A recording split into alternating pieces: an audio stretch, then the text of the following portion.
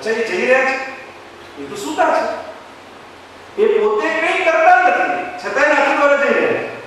હવે કર્મ ચાલુ છે અને એમને કર્મ લાગતું નથી. એ તો સુઈ, એ ક્યાં ગઈ? એ તો પાછળની સીટમાં સુઈ રહે, સૂતા છે. આ છે કર્મ અકર્મ, જે ભગવાન ભગવદ ગીતામાં સૌએ આ બહુ ગહન વાતો છે.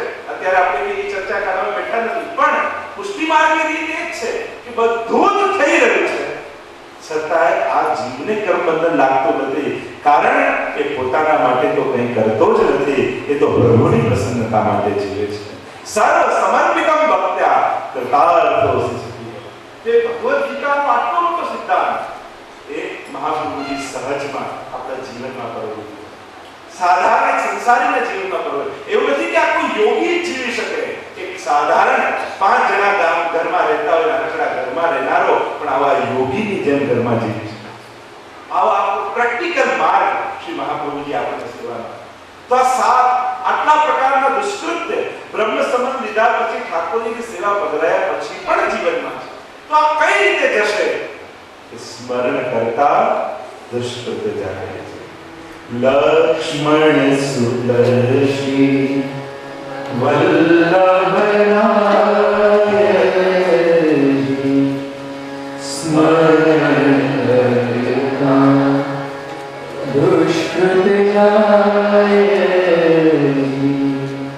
પરિજન ધરવા નહીં અવર ઉપાયજી યજ્ઞ પુરુષ હરિના શ્રુતિ ગુણ યજ્ઞ પુરુષ હરિના કલિજન તરવા નહીં અવર ઉપાય.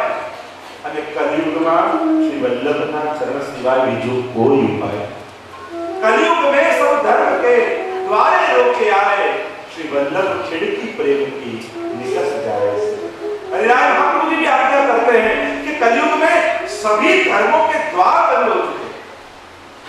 कया धर्म द्वारा भगवान મળે, પ્રભુ સાથે આત્મીયતા થાય, બધે જ સાધનો વ્યવસ્થાઓ અને વ્યવહાર આપવામાં આવે છે, ભગવાન આપવામાં આવે.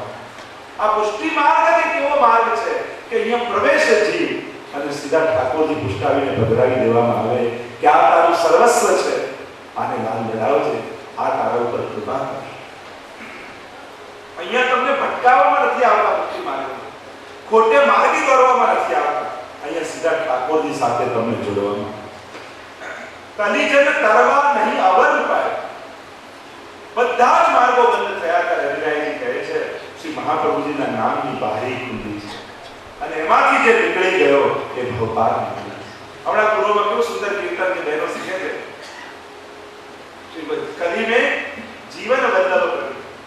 આ કલિયુગમાં જીવન રૂપ જીવન આપનારા શ્રી મહાપ્રભુજી પ્રગટ થયા, જેમણે સેવા રૂપી સંજીવની આપણને આપી અને આ ભવરોગમાંથી આપણને કાઢ્યા. શ્રી મહાપ્રભુજી પ્રગટ થયા છે જીવન રૂપે આ કલિયુગ તારવામાં. એનો બીજો કોઈ ઉપાય રહ્યો નથી. કલિજન તરવા નહીં અવર ઉપાય છે. યજ્ઞ પુરુષ હરિના સ્તુતિ ગાય. યજ્ઞ પુરુષ અહીંયા સ્મરણ કરે છે મહાપ્રભુજીને યજ્ઞ પુરુષ કયા? કારણ ગોપાલદાસજી મહાપ્રભુજીના પૂર્વ ચરિત્રનું સ્મરણ કરી રહ્યા છે. યજ્ઞ નારાયણ ભટ્ટ. યજ્ઞ મૂળ પુરુષ નારાયણ યજ્ઞ શ્રુતિ અવતાર ભય સર્વ. ये महाप्रभुजी ने 7वां पूर्वज काकरवाड़ गांव आंध्र प्रदेश અને એવા પ્રકાંડ બ્રાહ્મણો વિદ્વાન આચાર્ય આ યજ્ઞ નારાયણ સોમ યજ્ઞ કરે છે અને સોમ યજ્ઞ કરતા કરતા જ્યાં યજ્ઞ કુંડમાં આહુતિ આપી સ્વયં મદન મોહનલાલજી સ્વામીજી સહિત પ્રગટ થયા યજ્ઞ કુંડમાં અને વચન આપ્યું કે યજ્ઞ નારાયણ તમારા કુળમાં જ્યારે 100 સોમયજ્ઞ પૂરા થશે ત્યારે હું પોતે તમારા કુળમાં અવતાર કરીશ. અને આ સ્વયં પ્રભુ પ્રગટ થઈને વચન આપ્યું અને એક પછી એક પૂર્વજોની ગાથા મૂળ પુરુષમાં શ્રી વાલ્મીકી વર્ણિત કરી છે. સોમયજ્ઞ થતા ગયા. છેલ્લો સોમયજ્ઞ લક્ષ્મણ ભટ્ટજીએ કર્યો અને લક્ષ્મણ ભટ્ટજીએ સોમયજ્ઞ કર્યો અને સ્વયં મહાપ્રભુજી પધાર્યા. આમ યજ્ઞ પુરુષ હરિના શ્રુતિ ગુણ ગાય છે. આ યજ્ઞ પુરુષની મહાપ્રભુજી છે, જેના વેદો પણ ગાન કરે છે. સ્વયં મહાપ્રભુજીના ગુણગાન વેદોએ પણ કર્યા છે, શ્રુતિ ગાય. કારણ મહાપ્રભુજી નું ત્રીજું સ્વરૂપ જે કહ્યું શ્રી કૃષ્ણાસ્ય, ઠાકોરજીના મુખારવિંદનું સ્વરૂપ છે મહાપ્રભુજી. અને મહાપ્રભુજી મુખારવિંદનું સ્વરૂપ છે અને ઠાકોરજીના મુખારવિંદમાં અગ્નિનું પ્રાગટ્ય છે, જે આગળ ગાન કરતા શ્રી ગોપાલદાસજી ગાય છે. આપ સાથે મળીએ અને ગોપાલદાસજીના સ્વરમાં સ્વર મેળવી બે ટૂંકોને ગાતા. अनूप सुंदर नहीं कोई पारे, गाय श्रुति गुण रूप हरि ध्यान विचार, आनंद रूप अनूप सुंदर हमें नहीं कोई पारे.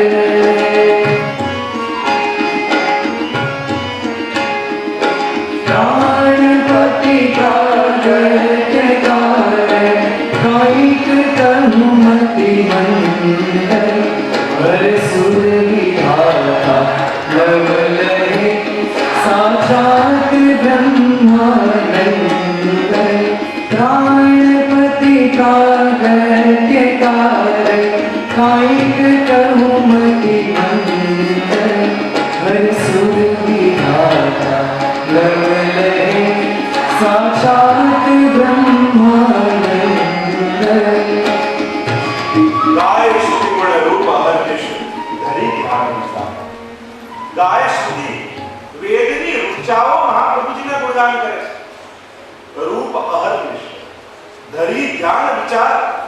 અને એવું અલૌકિક સ્વરૂપ છે કે શ્રુતિઓ પણ મૂળ સ્વરૂપને ગાઈ શકતી નથી, પુરુષોત્તમ સ્વરૂપને ગાઈ શકે છે, સ્વામીજી સ્વરૂપને ગાઈ શકે. પણ જે શ્રી કૃષ્ણાસ્ય, જે સાક્ષી સ્વરૂપ જે વલ્લભનું પ્રાગટ્ય થયું છે, એનું તો ગાન વેદની ઋચાઓ પણ ગાઈ શકે. આનંદ રૂપ અનુપમ સુંદર પામે નહીં કોઈ બાર. અને કેવું સ્વરૂપ છે? આનંદ રૂપ છે, અનુપમ સુંદર, અદ્ભુત સુંદર સ્વરૂપ છે. આ શ્રી વલ્લભનું સ્વરૂપ અતિ મોહન. કયું સર્વોત્તમ સ્તોત્રમાં નામ છે મહાપ્રભુજીનું અતિ મોહન. કારણ કે સર્વને મોહનારા ઠાકોરજી છે, અને જે ઠાકોરજીને પણ મોહિત કરી દે એવું સ્વરૂપ શ્રી મહાપ્રભુજી. વાર્તા સાહિત્યમાં એવો પ્રસંગ આવે છે કે એકવાર મહાપ્રભુજી મથુરાની બજારમાંથી પધારતા હતા. અને મથુરાની બજારમાંથી પધારતા હતા તો ત્યાં એક ઠાકોરજીના સ્વરૂપની દુકાન હતી, જેમાં અનેક પ્રભુના સ્વરૂપો વેચાતા. તો મહાપ્રભુજી તો અતિ મોહન છે. મહાપ્રભુજીની દ્રષ્ટિ સર્વ સ્વરૂપો પર પડી અને સર્વ સ્વરૂપોની દ્રષ્ટિ મહાપ્રભુજી પર પડી. એટલા બધા મહાપ્રભુજીના સ્વરૂપ પર મોહિત થઈ ગયા સર્વ સ્વરૂપો કે મથુરાની બજારમાં ઇતિહાસ એમ કહે છે, આગળ મહાપ્રભુજી ચાલી રહ્યા હતા કે દુકાનમાંથી નીકળીને બધા સ્વરૂપો મહાપ્રભુજીની પાછળ પાછળ બજારમાં ચાલ્યા. અતિ મોહન મહાપ્રભુજીના, કે જે પ્રભુને પણ મોહિત કરી દે એવું સ્વરૂપ શ્રી મહાપ્રભુજી. श्री यमुनाजीનું પણ એવું સ્વરૂપ છે. પ્રભુ કો મોહે શ્રી यमुनाजी, પ્રભુને પણ મોહનારા શ્રી यमुनाजी. અને એમ જ પ્રભુને મોહનારા શ્રી મહાપ્રભુ. અનુપમ સુંદર, અદ્ભુત અલૌકિક સુંદરતા વાળો છે. સુંદરદાસની વાર્તા આવે છે. સુંદરદાસ એવા ભગવદી હતા, સદાય મહાપ્રભુજીના ચરિત્ર લીલામાં જ મગ્ન રહેતા.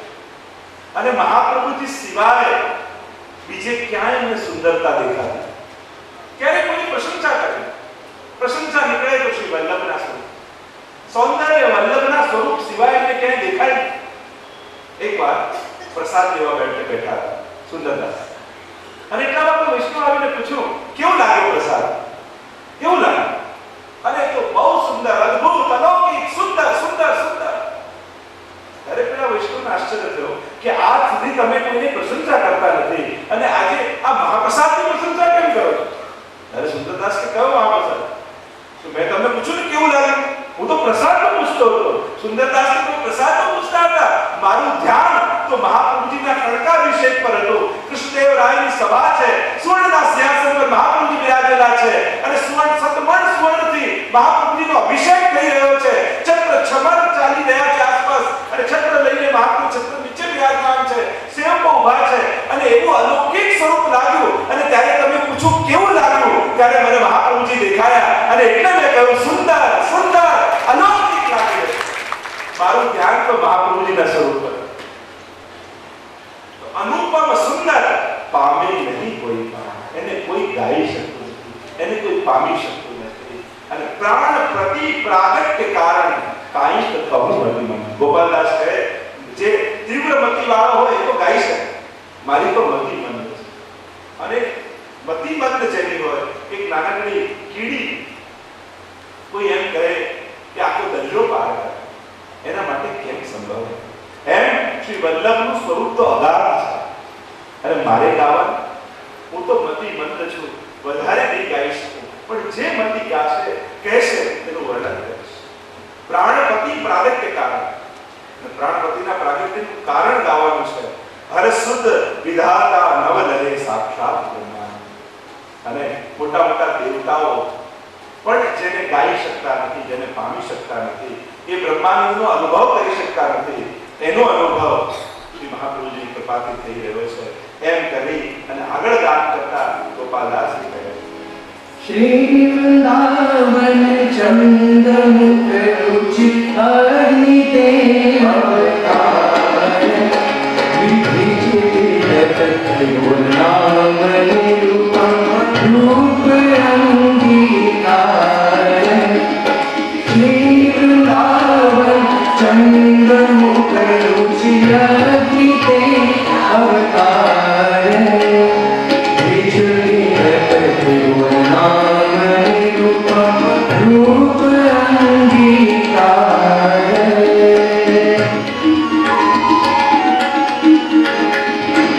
लोके दुंदुभिरागिया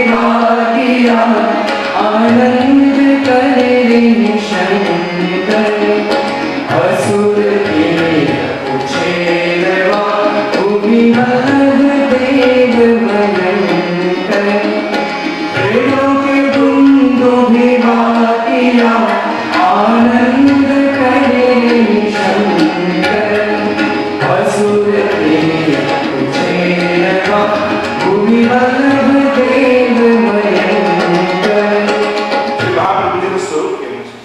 श्रीमद वृंदावनेन्दु प्रकटित रसिकानंद संदोह रूप स्फूर्जत रासादि लीलामृत जलति पराक्रांत सर्वोपि शाश्वत. वल्लभाष्टकમાં શ્રી મહાપ્રભુજીના સ્વરૂપ વર્ણન કરતા શ્રી ગુસાઈજી પ્રભુચરણ આપ્યા. શ્રીમદ વૃંદાવનેન્દુ એ વૃંદાવનના ચંદ્રમાં, પ્રકટિત રસિકાનંદ સંદોહ એ રસરૂપ શ્રી મહાપ્રભુ. શ્રી વૃંદાવન ચંદ્ર મુખરુચિ અગ્નિ દેવતા. બે વાત, એક ચંદ્રમા અને બીજા અગ્નિ દેવતા. અગ્નિ શ્રી મહાપ્રભુજી અગ્નિ સ્વરૂપ કહેવાય છે. અને સ્વયં યજ્ઞકુંડમાં મહાપ્રભુજીના જે પ્રાગટ્યની કથા છે એની પણ ચર્ચા કરીશું. અને મૂળ યજ્ઞનારાયણ ભટ્ટમાં ના યજ્ઞ સમય જ્યારે અગ્નિમાંથી પ્રગટ થયા એ જ પ્રભુ એમને વચન આપ્યું 100 યજ્ઞ પૂર્ણ થશે ત્યારે અમે પોતે તમારા ઘરે પ્રગટ કરીશું. તો બે સ્વરૂપ, એક તો શ્રી વૃંદાવન ચંદ્ર મુખરુચિ અને અગ્નિ દેવતા. અને ત્રીજી વાત, મહાપ્રભુજીનું સ્વરૂપ ત્રિતયાત્મક જે કહ્યું એમાં ત્રીજું સ્વરૂપ શ્રી કૃષ્ણાસ્ય મુખારવિંદ. મુખારવિંદનું સ્વરૂપ શ્રી મહાપ્રભુજી છે. અને વેદ એમ કહે છે મુખાદગ્નિ રજાય. પુરુષોત્તમમાં બ્રાહ્મણો બોલે ને મુખમાંથી અગ્નિ પ્રગટ થાય છે. અને એટલે અહીંયા કહ્યું અગ્નિ તે અવતાર. સાક્ષાત ભગવત મુખારવિંદનો અવતાર એ શ્રી મહાપ્રભુજી. તમને સૌંદર્ય ક્યાં હોય? મુખમાં જ જોવાય સૌંદર્ય. શરીર ગમે તેટલું સારું હોય પણ મુખ સુંદર ના હોય સુંદર નથી કહેવાતું. પ્રભુનું સમગ્ર સૌંદર્ય શ્રી મહાપ્રભુજી સ્વરૂપે પ્રગટ થયું. અને મુખાર અગ્નિ અવતાર છે તો ભગવાનના મુખમાં 7 ધર્મો બિરાજે છે. આ મુખારવિંદનો અવતાર મહાપ્રભુજી હોય તો જે 7 ધર્મો ભગવાનના મુખારવિંદમાં બિરાજે છે એ જ મહાપ્રભુજીમાં બિરાજવા જોઈએ તો જ મુખારવિંદનો અવતાર છે. આઈએ સંક્ષિપ્તમાં મહાપ્રભુજી પ્રભુના મુખ મુખારવિંદનો અવતાર છે તો પ્રભુના મુખારવિંદમાંથી અગ્નિનું પ્રાગટ્ય છે. અગ્નિ તો મહાપ્રભુજી પણ અગ્નિરૂપ છે. અગ્નિકુંડમાંથી પ્રગટ થયેલા પ્રભુના વચન રૂપે પધાર્યા છે અને એ સંકેત કરવા માટે મહાપ્રભુ જ્યારે પ્રગટ થયા તો એમની આસપાસ અગ્નિનો કુંડ હતો. એટલે અગ્નિરૂપ છે સાબિત થયું. અને બીજો પણ કથાઓમાં અનેક પ્રસંગો આવે છે કે જ્યારે અનેક પ્રસંગોમાં એવા પ્રસંગો છે કે મહાપ્રભુજી પોતે અગ્નિરૂપ છે એનું પ્રમાણ આપવા માટે જ્યારે કૃષ્ણદાસ મેઘન જ્યારે કોઈ પોતાના બીજા ગુરુ કરે અને ત્યારે ગુરુને ખબર પડી કે તો મહાપ્રભુજીના શરણે જતો રહ્યો છે, કોપાયમાન થઈ ગયા અને કહ્યું કે તે બીજા ગુરુ કરી દીધા, મહાપ્રભુજીને ગુરુ બનાવી દીધા. ત્યારે કૃષ્ણદાસ મેઘને કહ્યું કે ગુરુ તો આપ જ છો, પણ આપની કૃપાથી સાક્ષાત અગ્નિ સ્વરૂપ પ્રભુ મને મળી ગયા. જો મહાપ્રભુજી અગ્નિરૂપ હોય તો હમણાં જ એમના પરીક્ષા હાથમાં આ સામે અંગીઠી પડી છે, બળબળ તો અંગારો હાથમાં લે. અને જો અગ્નિરૂપ સાક્ષાત ઈશ્વરનો અવતાર હશે તો તારો હાથ અગ્નિ નહીં બાળે અને જો નહીં હોય તો ખાક થઈ જશે બળીને તારો. કૃષ્ણદાસ મેઘને કહ્યું હું જેની શરણે ગયો છું એ તો સાક્ષાત પ્રભુના મુખારવિંદ અગ્નિરૂપ છે અને જો સાક્ષાત ઈશ્વર હોય તો હમણાં પ્રમાણ આપું. બળબળતા અંગારાઓ હાથમાં લીધા અને વિનંતી કરી મહાપ્રભુનું સ્મરણ કર્યું. જો આપ સાક્ષાત ભગવદ મુખારવિંદ સ્વરૂપ હોય તો આ અંગારાઓ ફૂલ બની જાય. અને ઇતિહાસ એમ કહે છે જ્યાં મહાપ્રભુનું સ્મરણ કરી હાથમાં અગ્નિના અંગારા લીધા એ શીતલ પુષ્પો બની ગયા અને પ્રમાણ આપ્યું કે મહાપ્રભુજી બીજા કોઈ નહીં, સાક્ષાત પ્રભુના મુખારવિંદ સ્વરૂપ. બીજો પણ એવો પ્રસંગ આવે છે એકવાર મહાપ્રભુજીના મસ્તક પર થોડો દુખાવો હતો. વૈષ્ણવ પાસે વિરાજેલા હતા અને મહાપ્રભુજીના મસ્તક પર શ્રમ પડતો હતો તો કોઈ વૈષ્ણવે ઔષધિ લાવી નાખી અને કહ્યું કે ઔષધિ આપ લો તો આપનો દુખાવો દૂર થઈ જશે. સામે અંગીઠી હતી, મહાપ્રભુજી અંગીઠીમાં ઔષધિ નાખી અને ત્યાં મહાપ્રભુનો દુખાવો જતો રહ્યો. પ્રમાણ કરીને આપ્યું કે આ જે અગ્નિ છે ને એ અગ્નિ રૂપ પોતે પ્રગટ થયો. અને એટલે મહાપ્રભુનું નામ પણ વૈશ્વાનર છે. સર્વોત્તમ સ્તોત્ર 27 પ્રકારના અગ્નિ છે, એમાં વૈશ્વાનર નામનો અગ્નિ રૂપ શ્રી મહાપ્રભુ. પણ આ અગ્નિ જીવને બાળનારો નહીં, જીવના દોષોને બાળનારો. મુખાર અગ્નિ રગાયત. બીજું પ્રમાણ પ્રભુના મુખારવિંદમાંથી સરસ્વતીનું પ્રાગટ્ય. ઠાકોરજીના મુખારવિંદમાંથી સાક્ષાત સરસ્વતીજીનું પ્રાગટ્ય. તો મહાપ્રભુજી ભગવાનના મુખારવિંદ છે એનું પ્રમાણ છે. તો કયો ઘટ સરસ્વતીનો પ્રસંગ આવે છે ને આપણે કે બ્રાહ્મણ હતા, વિદ્વાન, એને પોતાના વિદ્વત્તાના પ્રભાવથી વેદ મંત્રો દ્વારા સરસ્વતીજીને ઘડામાં પૂરી દીધા અને જ્યાં પણ શાસ્ત્રાર્થ કરવા જાય અને ત્યાં ઘડો મૂકે. એ શાસ્ત્રાર્થ ચાલતો હોય ત્યારે ઘડામાંથી સરસ્વતીજીને પ્રગટ કરે અને ત્યારે સરસ્વતીજી પ્રમાણ આપે કે આ સાચું બોલી રહ્યો છે તો ખોટું બોલી. અને આમ કરીને શાસ્ત્રાર્થ જીતે. એકવાર મહાપ્રભુજી ઉજ્જૈન ગયા અને આ ઘટ સરસ્વતી ઘડો લઈને મહાપ્રભુ સાથે શાસ્ત્રાર્થ કરવા માટે આવ્યા. તો શાસ્ત્રાર્થ શરૂ થયો. પેલો રાહ જોવે કે હમણાં સરસ્વતીજી ઘડામાંથી બહાર આવશે અને બોલશે, હમણાં બહાર આવશે અને બોલશે. આખો શાસ્ત્રાર્થ પૂરો થઈ ગયો. હારી ગયો એ બ્રાહ્મણ, ઉદાસ થઈ ગયો. અને સરસ્વતી બહાર કેમ ના આવ્યા? ઘડો લઈને ઘરે ગયો અને ત્યાં સરસ્વતીજી પ્રગટ થયા. કહ્યું કે આપ અહીંયા પ્રગટ થાવ છો પણ શાસ્ત્રાર્થમાં બોલ્યા કેમ નહીં આપ? ત્યારે સરસ્વતીજીએ કહ્યું કારણ કે બ્રાહ્મણ કે બધે જ્યાં દરેક વખત શાસ્ત્રાર્થ થયો, દરેક બ્રાહ્મણ સાથે શાસ્ત્રાર્થ થયો ત્યારે આ પ્રગટ થઈને બોલતા, આજે કેમ ન બોલ્યા? ત્યારે સરસ્વતીજીએ કહ્યું આ બધા જ બ્રાહ્મણો તો મારા દીકરા છે પણ સામે પતિ બેઠા હોય તો મારાથી કેમ બોલાય? આ તો સ્વયં વાચપતિ છે, સરસ્વતીના પતિ છે, આમના મુખારવિંદમાંથી પારો પ્રાગટ્ય છે, આમની આગળ મારાથી કેમ બોલીશ? અને એટલે મહાપ્રભુનું નામ સર્વોત્તમ સ્તોત્રમાં કહ્યું વાક્પતે. 100 બ્રાહ્મણો આવેલા જ્યારે ઉજ્જૈનમાં મહાપ્રભુજી બિરાજેલા. બધાને કહ્યું કે એક એક કરીને પૂછીએ છે તો જવાબ આપી દે છે, હારી જાય છે. એમ કરીએ એક સાથે 100 પ્રશ્નો કરી. બધા બ્રાહ્મણો 100 આવીને બેસી ગયા. એક સાથે 100 પ્રશ્નો કર્યા અને મહાપ્રભુજી 100 મુખારવિંદ ધારણ કરી એક જ સમયે 100 વ્યક્તિઓને જવાબ આપી દીધા અને પ્રમાણ કરીને બતાવ્યું સાક્ષાત સરસ્વતીજી તો આમના મુખારવિંદમાં બિરાજે. આ બીજું પ્રમાણ કે જે ભગવાનના મુખારવિંદમાંથી સરસ્વતીજીનું પ્રાગટ્ય છે એ જ સરસ્વતીજી શ્રી વલ્લભના છે. ત્રીજું બ્રાહ્મણોસ્ય મુખમાસ પ્રજાય. પુરુષોત્તમ બોલીએ ને તો પુરુષોત્તમમાં કહેવામાં આવે છે કે ભગવાનના મુખારવિંદમાંથી બ્રાહ્મણોનું પ્રાગટ્ય.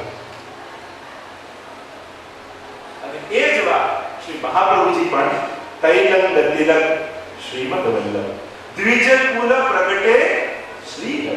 બધા એમાં મળી છે. દ્વિજ કુલ પ્રગટે એ બ્રાહ્મણના કુળમાં શ્રી મહાપ્રભુજી શ્રી હરિ રૂપે ઠાકોરજી સ્વરૂપે પ્રગટ. તો ભગવાનના મુખમાંથી બ્રાહ્મણનું પ્રાગટ્ય છે. તો એ જ બ્રાહ્મણત્વને સિદ્ધ કરવા માટે મહાપ્રભુજીનું નામ વેદપારક, કર્મ માર્ગ પ્રવર્તક, સ્વયં બ્રાહ્મણની સર્વ ક્રિયાઓ આ પોતે બ્રહ્મ છે, હરિ છે, છતાં બ્રાહ્મણ કુળમાં પ્રગટ્યા છે. તો બધી જ બ્રાહ્મણની મર્યાદાઓને આપ પાળે છે. 7 વર્ષ ઉપવીત ધરાય તાતે વિદ્યા પઠન કો બતાય. 64 દિવસમાં 64 કળાઓ આપણું શીખીને આવે છે. સ્વયં વેદાધ્યયન કર્યું છે. ચારે વેદોને પોતાના હૃદયસ્થ કર્યા છે. મહાપ્રભુનું નામ વેદ પારગ હતું. વેદને જાણનારા મહાપ્રભુ. કર્મ માર્ગ પ્રવર્તક હતો. જે પણ બ્રાહ્મણની વિધિઓ બધી જ એ વેદ મર્યાદાઓને મહાપ્રભુજી જીવે છે. પોતે જનોયાગી સંસ્કાર કરે છે. પ્રસંગ આવે છે ને વાર્તામાં. એકવાર મહાપ્રભુજી સંધ્યાવંદન કરતા હતા અને વૈષ્ણવે આવીને પૂછ્યું કે આપ તો ભક્તિ માર્ગના આચાર્ય છે, સ્વયં પ્રભુ, પછી આ બ્રાહ્મણોની ક્રિયાઓ કેમ કરો છો? ત્યારે મહાપ્રભુજી બહુ સુંદર જવાબ આપ્યો કે ભક્તિ માર્ગ છે ને તો ફૂલોનો બગીચો છે અને આ કર્મકાંડ છે ને એ એની કાંટાની વાડ છે. જો વાડ કરવામાં ના આવે ને તો કોઈ પણ બગીચો બગાડી જાય. એમ મારા ભાવની રક્ષા માટે હું વેદની મર્યાદાઓને પાળું છું. અને એટલે જ વૈષ્ણવે પણ આપણી વેદની મર્યાદાઓને જરૂર પાળી છે. આપણે 16 સંસ્કાર કરવા જોઈએ. વૈષ્ણવ ગયા પછી એના ગયા પછીની વિધિઓ એને કરવી જોઈએ. એમની માટે કાતો વૈષ્ણવ થયા છે, બ્રહ્મ સમજ લીધું છે, હવે કંઈ કરવાની જરૂર નથી. હા, કોને જરૂર નથી? કે જેનો દેહાધ્યાસ મટી ગયો હોય, દેહ બુદ્ધિ સમાપ્ત થઈ ગઈ હોય અને જેને અલૌકિક સ્વરૂપ તનુ નવત્વ જેને પ્રાપ્ત થયું હોય એને કંઈ કરવાનું રહેતું નથી. બાકી સવારે ઉઠે જેને ચા જોઈતી હોય ને એને બધું જ કરવું પડે. લોકો એમ કે અમારે સેવા કરીએ એટલે કરવાની જરૂર નથી. અને સવારે ચા ન મળે ઘર માથે લઈ લે એને તો વધારે વિધિઓ કરવી જોઈએ. ભગવદીઓના ખોટા અનુકરણો